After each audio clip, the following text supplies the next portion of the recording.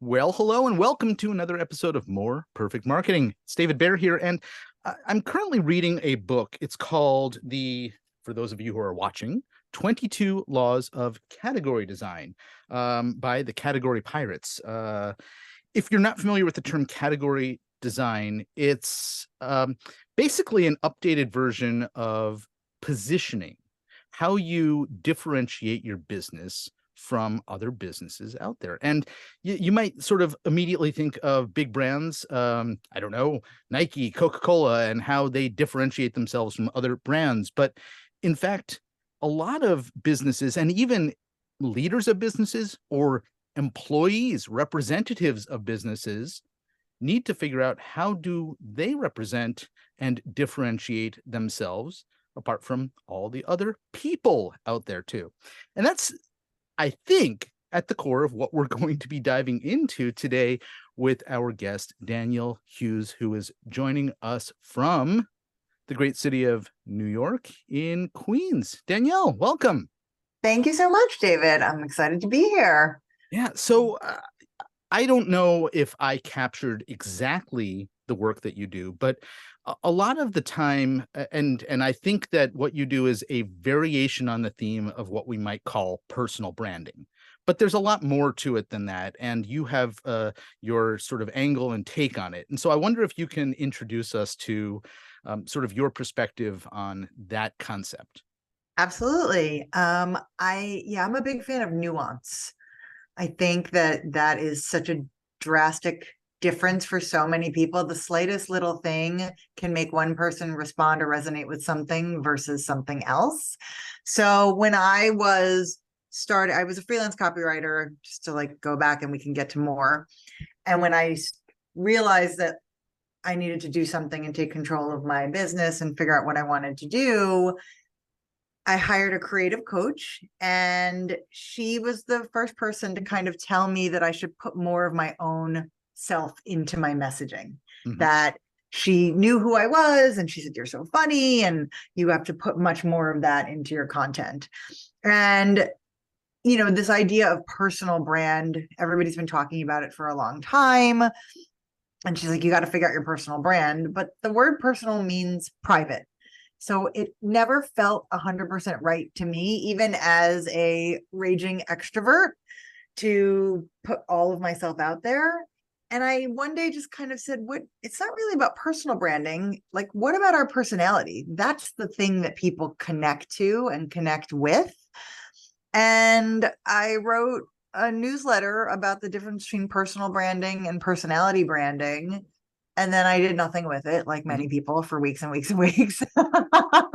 And then I referenced it in another post. And then people started to respond and say, "What do you mean? Tell me more about this. This is interesting. What's the difference between those two things?"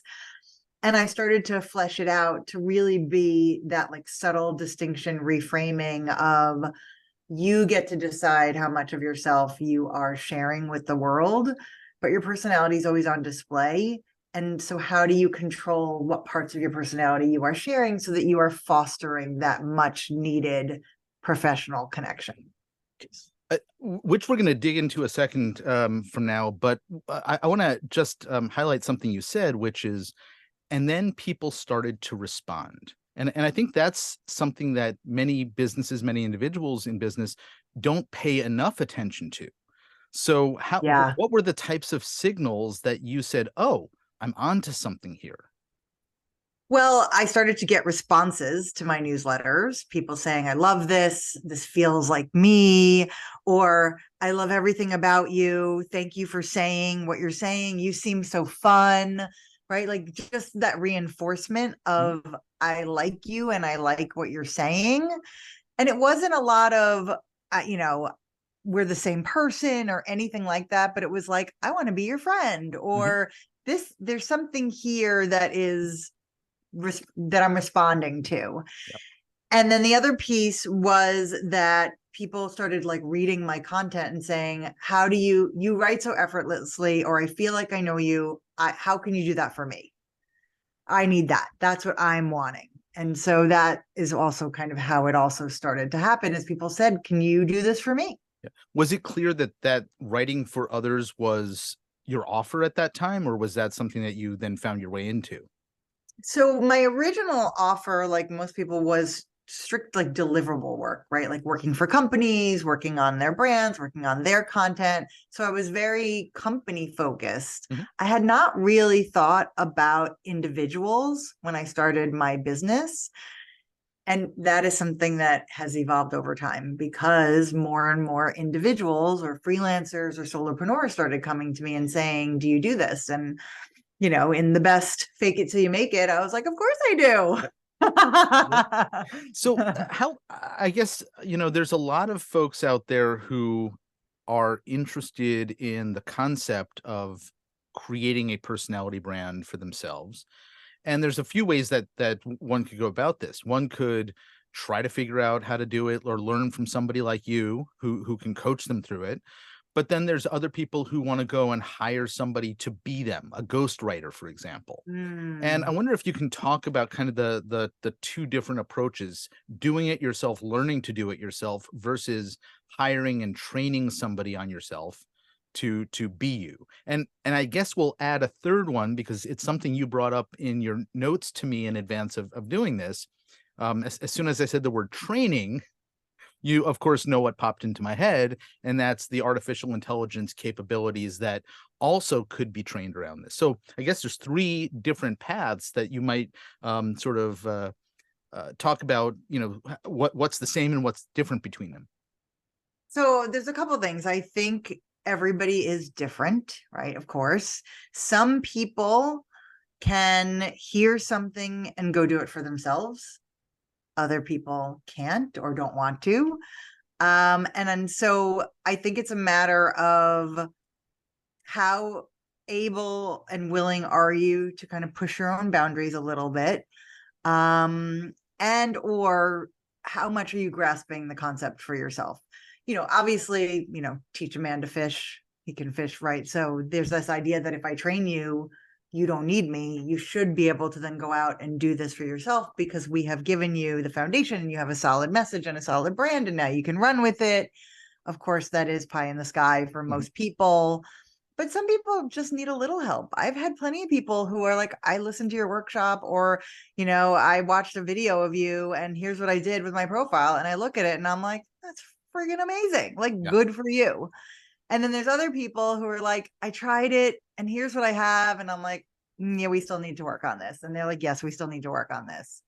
So I think a lot of it is, know thyself, and also where are you in your life, what's holding you back from figuring out how you want to show up in the world. And for most of us, it's so easy to see what other people are good at, and it is so hard to see what we are good at.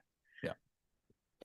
So okay, so that I think that's the coaching piece of it. In terms of like the experience of having somebody come in and be you, or having technology be you, Mm. what are the considerations on those fronts? Like how does that work even? Sure. I mean, well, technology cannot be you. So that's just Yep. end of. It can try, but it can't. It doesn't Mhm. know how to feel. It doesn't know what you're thinking. It doesn't know anything other than what's already been spewed out by you on the internet that it's culling together. So, we could talk about AI as a tool, but I don't ever think it's going to actually know who you are. And you should definitely not be relying on it to be writing your content, especially if you have not figured out your actual voice yet and you're not really solid in that. Even for myself, like, one of my things that I want to start doing is kind of seeing if I go to Chat GPT and have it write articles as me, because I have been so prolific, what would it put together?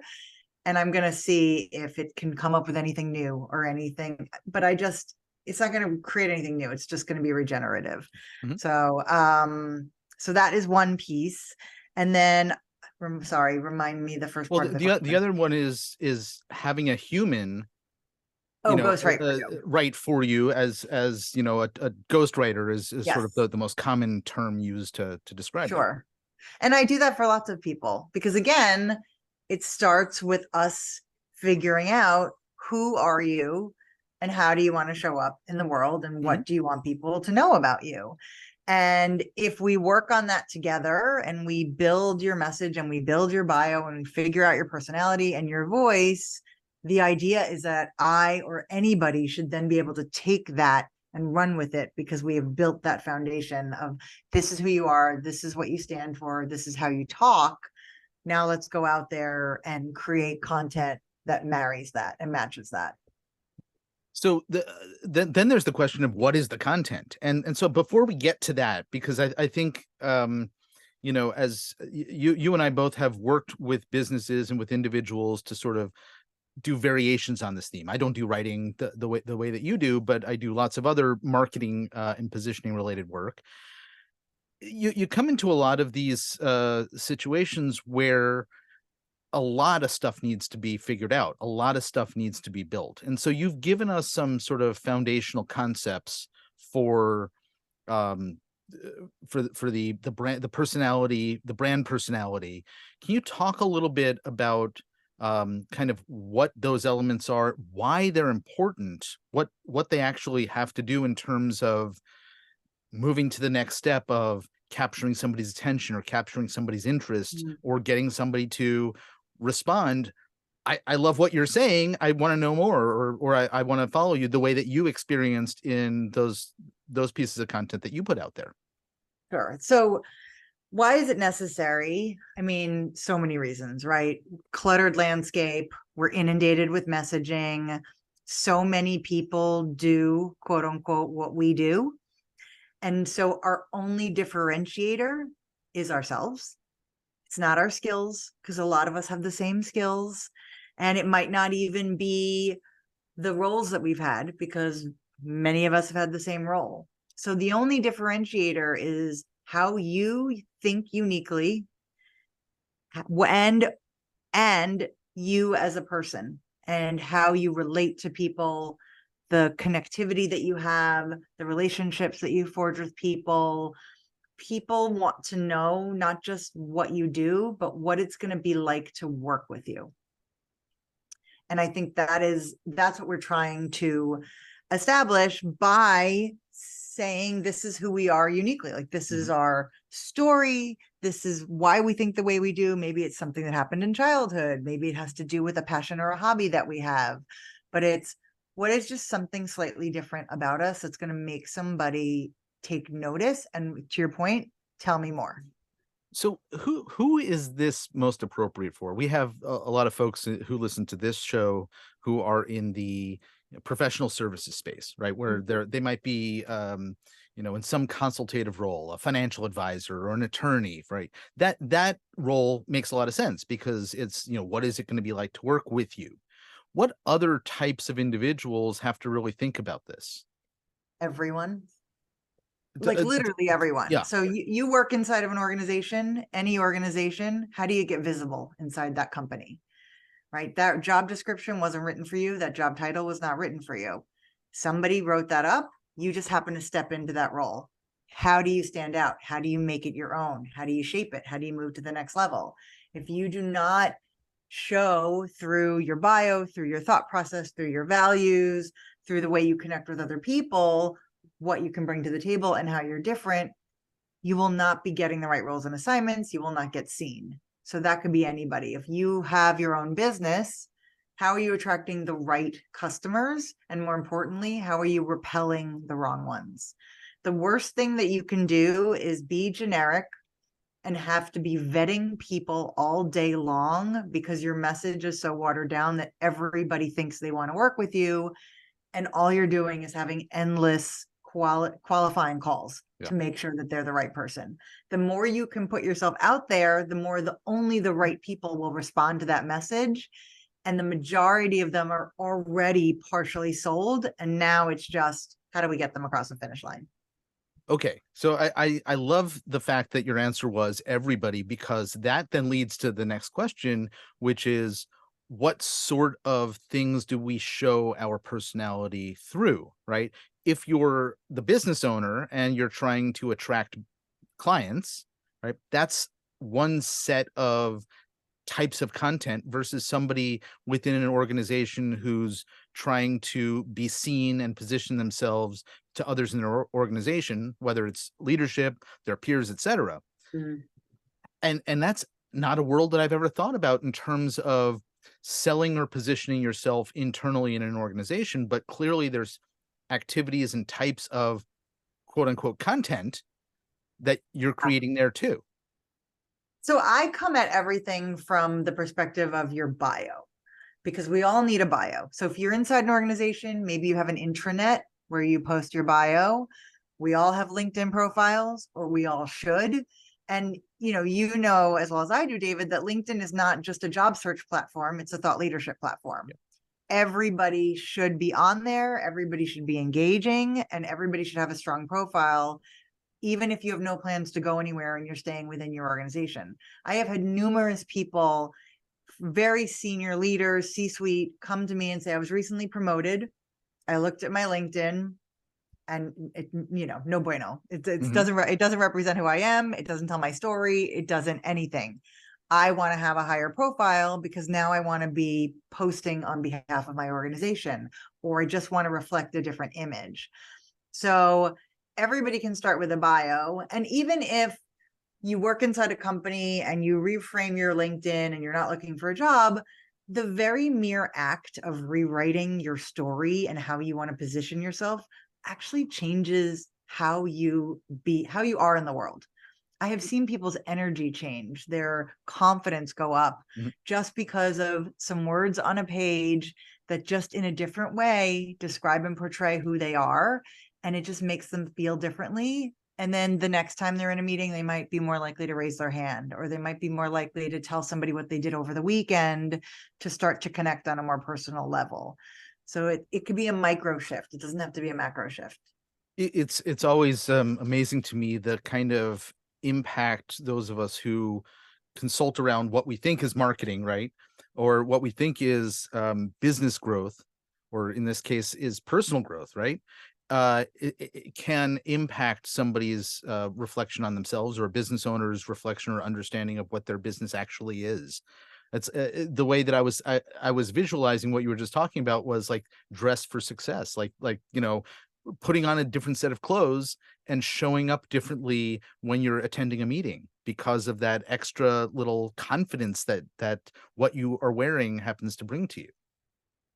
Exactly. Yeah. And I can give some examples if you're like, explain, because I think when I say this, a lot of people are like, I can't really connect the dots to what you're saying.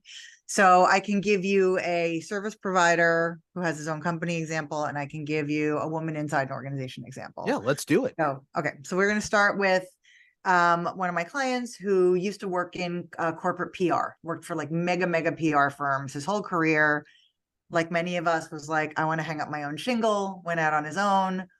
And when he went out on his own, his teenage daughter came to him and brought him all of these quote unquote happy socks, all these fun, crazy socks with like patterns and, cartoon characters and whatnot. And she was basically like, Dad, can you stop wearing black socks? So, he's telling me the story. And, what do we know about PR? PR is all about getting noticed, cutting through the clutter, and standing out. What happens when you wear colorful socks? You cut through the clutter, you get noticed, you stand out. So his brand became, what color are your socks? Meaning, like, what are you doing differently to stand out and get noticed? And he talks about this idea that they don't wash, rinse, and repeat anything but their socks. He's always willing to try something new. And there's a few things that happen here. First of all, literally on his website, it says, what color are your socks? And there's a picture of him with socks. So I like to say, if you are looking for a PR firm, who will you remember? Everyone else that just talks about product placement and media placement, or the socks guy.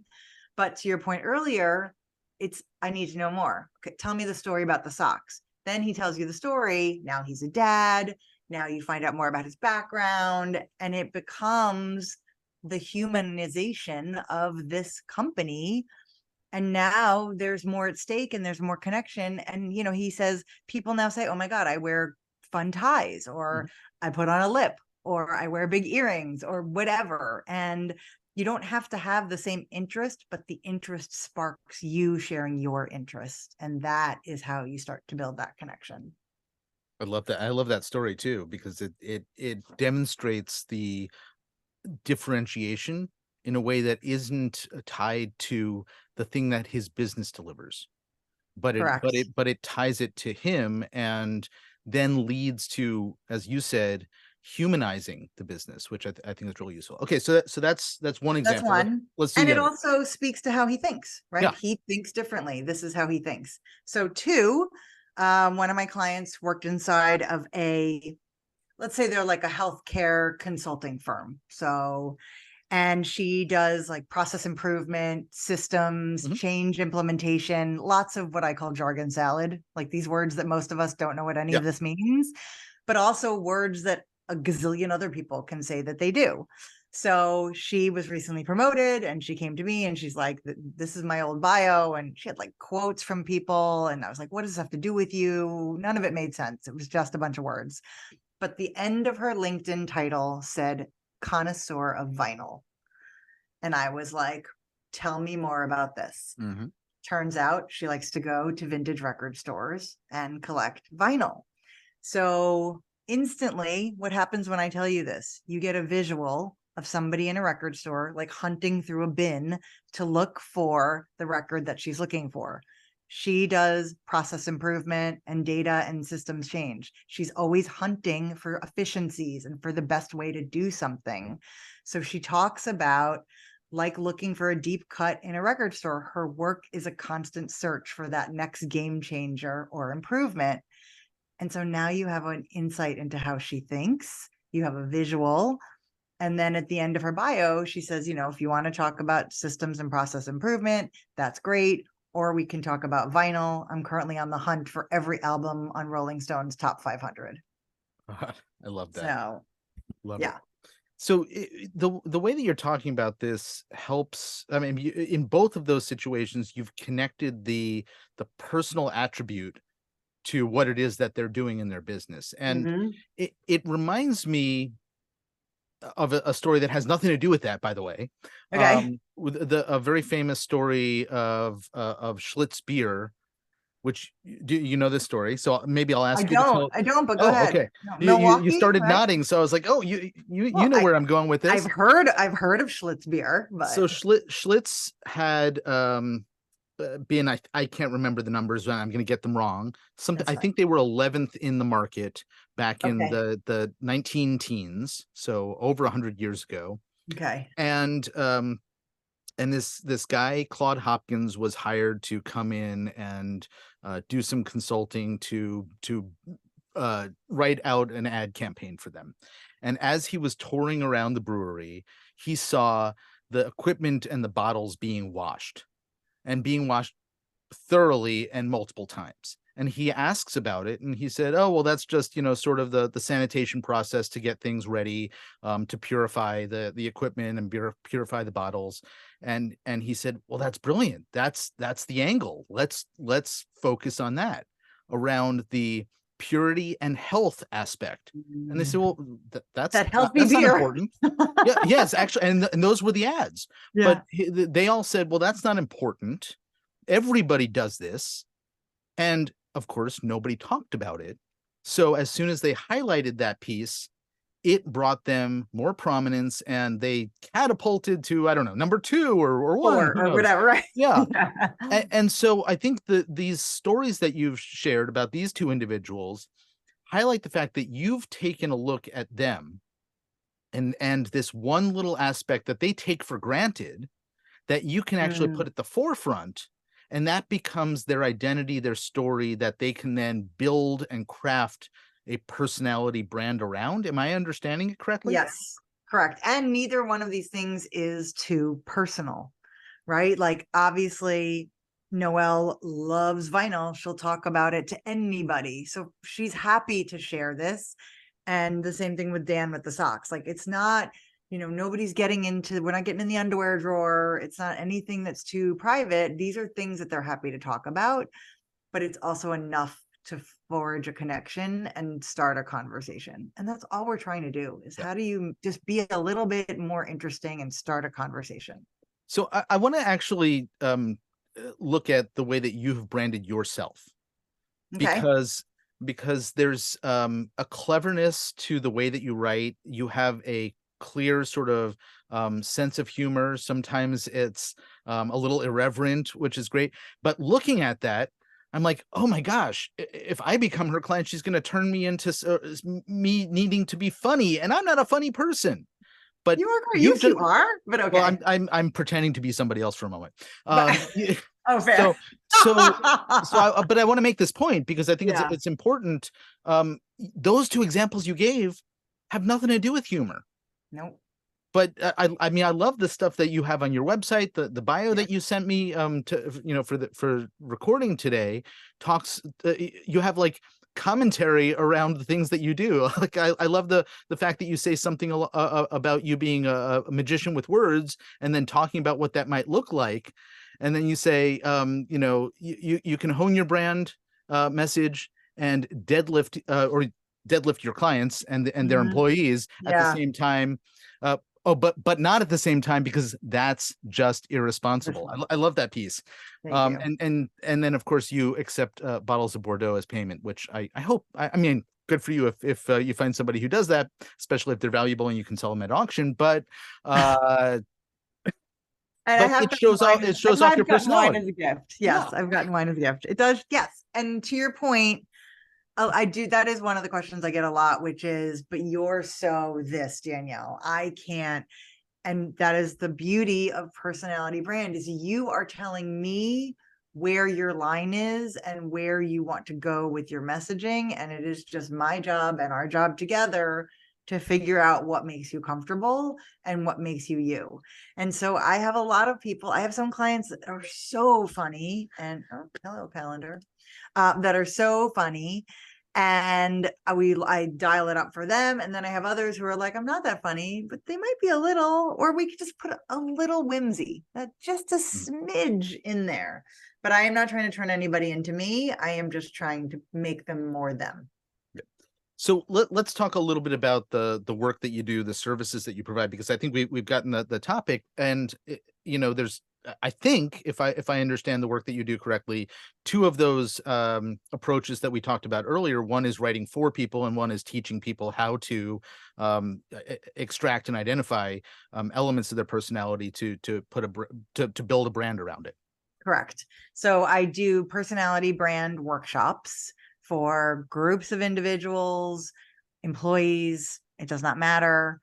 And I take them through, yes, like multiple steps and ways that they can hone their own brand message and figure out what that is.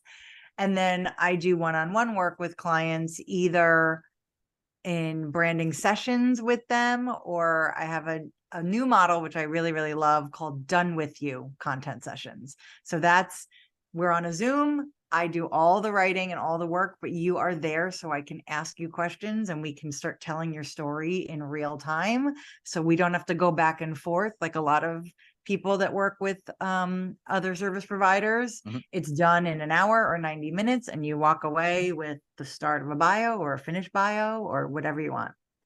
And is So there a done for you element as well, or is done with you the done for you the approach? Done With You is the done for you. The Done For You would be the other branding packages that I have, which is a Mhm. little bit more of a longer runway, a little bit more work for everybody, but it also gives you more if you need more. Yeah. So solopreneurs, people who are starting their own business, those are really good for them because it gives them time to like sit with it. They answer questions.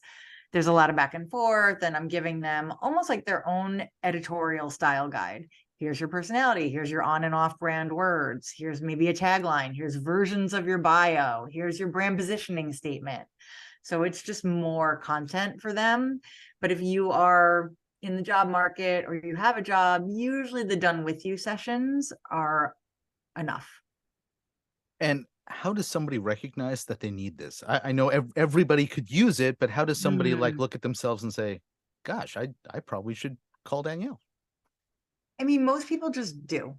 I have always said my whole career, I'm not here to convince you that you need this. Most people are already ready and it's just timing. Mhm. So they might hear me speak once and say, oh my God, and they might go look at their bio and be like, okay, it's time. They might want that next level role in their organization and say, I got to do something about this. Most people have an awareness already that something is missing and that it's not quite there for them. So for those who are listening or those who have had this episode forwarded to them, hint, hint, listeners, where can tell a folks friend or 12 exactly. or 12, as I like to say. where can folks learn more? And I know that you have kind of a preview of the kind of work that you do in the form of a checklist that you provide. Yes, so they can come to my website, morethanwordscopy.com. That's a great way to find me. I do have a personality brand bio checklist. I very rarely do things that have numbers. Like I'm not a big like top 5 or 3 ways or whatnot, but this is 10 very small things you can do to start infusing personality into your bio immediately. And we'll just put the link in the show notes because I think the URL is a little it's a little much for the URL. I'll give it a try anyway. It's more Okay. than wordscopy.com/PBB dash checklist. And we Okay. will, of course, have that in the show notes as well. Yes. Well, this is And awesome. thank you. I always say, please find me on LinkedIn. I have a newsletter that goes out. You can find me on Instagram. I love connecting with the people. So come say hi. Excellent. Well, the more places to find you, you mentioned, the more things I will make sure to add to the show notes. Okay, perfect. Danielle Hughes, this has been awesome, and I really appreciate you hanging out with me. Thank you so much, David. It's been great. Indeed. Folks, you've been listening to More Perfect Marketing. If you know somebody who could benefit from listening to the episode you just heard, please forward it to them. In the meantime, my name's David Baer. I'll see you on another episode soon. Take care.